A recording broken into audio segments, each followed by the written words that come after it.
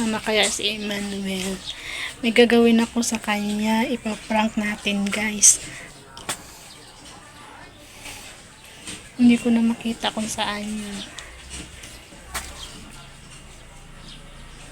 Iwan ko kung maging success yung aking prank.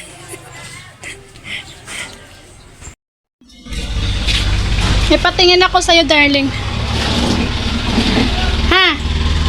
Upo ka ng maigi. Tingnan mo nga ito, kung ano ito. Usog. Talikod muna. Sige, basahin mo nga kung ano yan. Maritis ka. It's a prank.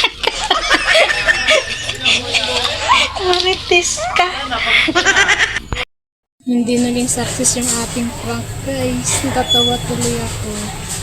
Ayos lang, guys. Kasi kumakain ng tinapay. Pa-like naman, guys, at subscribe sa aking YouTube channel. Inday Bayumbag. Thank you, guys. Bye-bye. God bless.